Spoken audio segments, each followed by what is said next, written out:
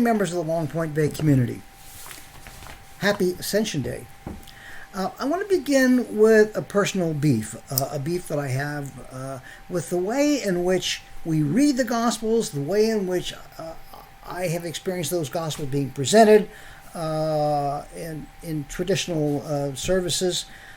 And my beef is that we read them and we talk about them as historical events. These are the things that Jesus did. These are the things that Jesus said. And so that's the end of it. And when I say the end of it, I mean as long as we continue to historicize those accounts, we stop looking for what the gospel is proclaiming. And the Ascension is a classic example. We have to ask, because it's only in Luke, and so you really have to ask the question, well, what's Luke trying to do? What's he trying to say by Jesus and the need for Jesus to ascend? For Luke, the Holy Spirit is Jesus' Spirit. It is the Spirit that moves Jesus. It is the Spirit that inspires Jesus. It is the Spirit that empowers Jesus. So that Spirit is going to be given, in Luke, is going to be given to the church. It's going to be given to all of us. That's to you and to me. It's the Spirit of Jesus. So in order for that to happen, Jesus needs to leave so that he can then send the Spirit, his Spirit. So if that's the case, let's first start with how does Jesus manifest this Spirit? What is the Spirit by which Jesus shows who he is, what he's about, what that Spirit is all about? And the classic examples are feeding the hungry, healing the sick, and in some instances, raising the dead. And so, and when I say raising the dead, I want to extend that to what does it mean to be dead? Does it mean to stop breathing? Does it mean to have your heart stop?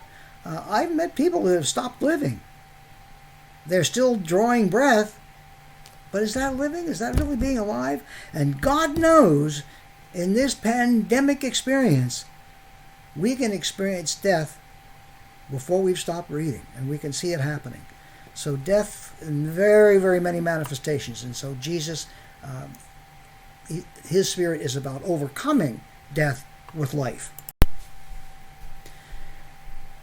Luke's gospel is really all about the Spirit. And if you want some demonstration of that, where am I getting that? Just read the first 2 chapters of Luke's gospel and see how many times the Holy Spirit is mentioned and is a critical part of what happens in those first 2 chapters. More than you're going to find, certainly more than you're going to find in any single gospel, and I almost want to say more than you're going to find in all the other 3 gospels put together. So when Jesus departs, for Luke, it's just a short period of time when that Spirit is then sent. That's the Pentecost event. And I'm probably going to steal somebody's fire who's going to be preaching on Pentecost. But it's the prelude for the Pentecost event, the coming of the Holy Spirit. And in that Holy Spirit, the gift of that Holy Spirit will enable the church, the community of Jesus followers, to do what Jesus did. So the question, I think that I would like to probe a little bit, because if you understand what I'm saying, then we really, all of us, need to be looking, where is the Spirit of Jesus? Where is the Spirit of Jesus practicing, acting, living, breathing within our midst? Where do we discover the Spirit of Jesus still present and active with us? And that's the celebration of Pentecost and on since and from there.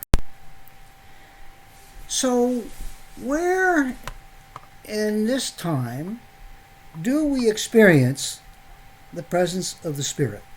And I want to use the COVID experience as examples of where the Spirit of God, the Spirit of Jesus, is still very present and very active in our midst.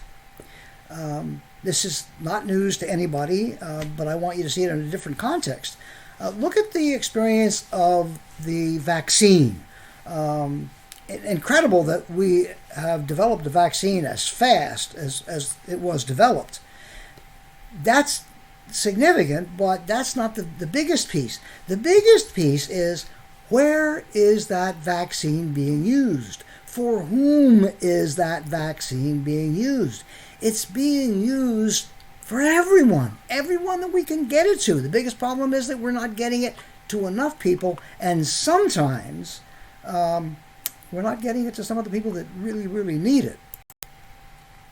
So aside from the fact that we have this incredible vaccine, the fact that it is, in fact, just go to Canada and look at how widely spread that's happening among everyone. Now, can we say that it's being less equally distributed to the marginalized? Yes, that's true. That it is racially, racial communities are being deprived. It's just not being spread as equally among all racial communities. Yes, that's true. We can do better.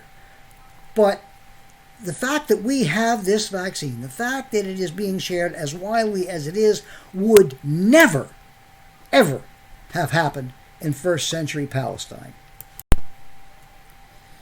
In first century Palestine, the inoculations, the healings, the vaccine would have gone to the aristocrats, would have gone to the wealthy, not to the marginalized. The marginalized can go and suck eggs and eat grass. But that's not the case now. And that is a Jesus legacy. That is a legacy of the Spirit of Jesus. I have no doubt about it. Can we improve on the spread of the vaccine? Absolutely we can. And I know you've listened to people talking about how the vaccines have been marginalized and have not been given as equally to the poor, to racial communities. The fact that we're even concerned about that, as we should be, that's a Jesus legacy. Absolutely it is. The fact that we are talking about sick pay for those who are forced to go to work. They don't have the luxury of staying home and isolating. And the need to vaccinate and to pay people who have to go to work and put themselves in harm's way. That would never have occurred in first century Palestine. Again, that's a Jesus legacy. And I guess the last example that I would want to look at, since we've been isolated, since we've been shut down, how has the church continued to try to reach out, to be present, to care, to indicate that we care? How does it do that? The technological ways in which we are able to reach out with services and with caring, and to an extent and ways that we have never done this, at least as consistently and as seriously as we have attempted to do this, to care for as wide a community as we possibly can, not just our own, but to the widest community we possibly can reach electronically. The need to do that and the desire to do that, I think, is a Jesus legacy. I think is a movement prompted by the gift of Jesus' Spirit. So as we celebrate Ascension Day, we celebrate Jesus' return to the Father so that Jesus can continue to give the Spirit and all that the Spirit has to inspire and to give and to strengthen and to make possible within the community. Let's continue to look for signs of that Spirit, signs of the work of that Spirit, the work of Pentecost. And I'll leave more of that to the person who's going to deal with Pentecost next week. God bless.